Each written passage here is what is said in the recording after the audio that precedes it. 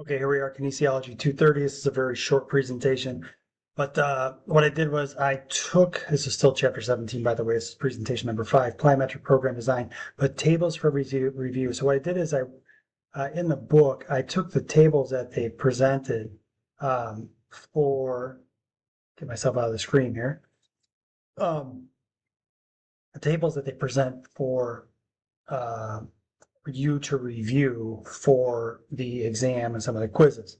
So like, for example, jumps in place, if we're over here to the left. The definition of that, jumping and landing in the same spot, performed repeatedly without rest between jumps. Standing jump, maximal effort jump involving either vertical or horizontal components, either trying to go as high as you can or jumping as far out in front of you can, like a broad jump. And you want recovery between each repetition. So jump, land, jump, land. And what they provide on the right-hand side over here is like for jumps in place, squat jump, double leg tuck jump, split squat, etc. So you can use this to kind of help you basically kind of start to understand that there's different verbiage that you have between these different exercises over here.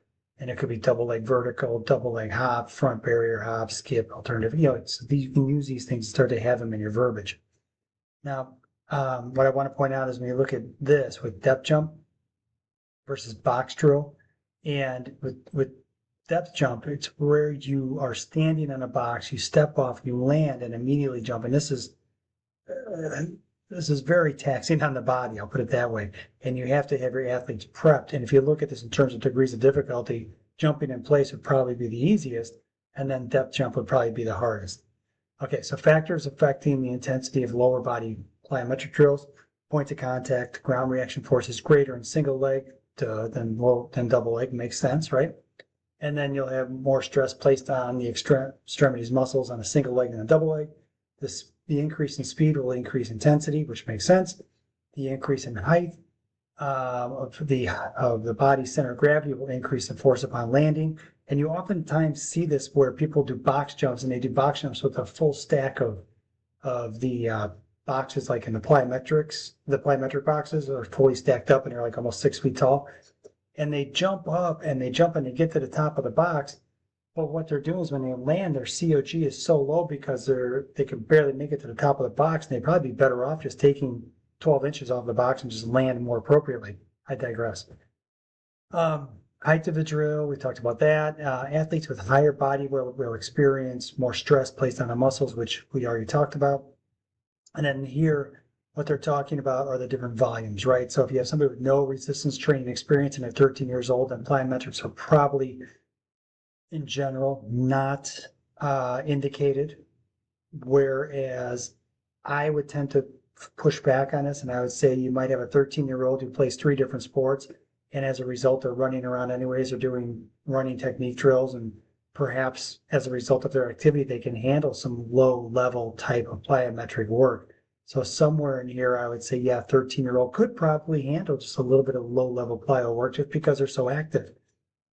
But if you have a person who has perhaps 1 year general resistance training experience and they're 14 to 17 years old, they're going to do this type of volume.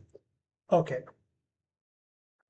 And I can tell you when you get into a coached high school program, that might be easily, one session. And you'll have overzealous coaches who will have people do, 3 sets of 10 on box jump. Well, 3 sets of 10 is 30 reps right there. If you do another exercise over like doing hurdle jumps, and there's 8 hurdles and you're doing it 5 times, that's 40 jumps there. So you're already at 70 jumps just for that one session. So, you start to quantify out how much work you're doing based on what they're saying here. And I would tell you probably most coaches have no clue of the actual amount they're doing with their athletes and how many reps they're actually doing in a workout session. But my goal with this was to put these 3 different charts up here or 3 different tables, so you can go ahead and just hit pause, review them, hit pause, review it, and hit pause and review it, and kind of commit it to your memory for future reference. All right, guys, signing off, going to the next one.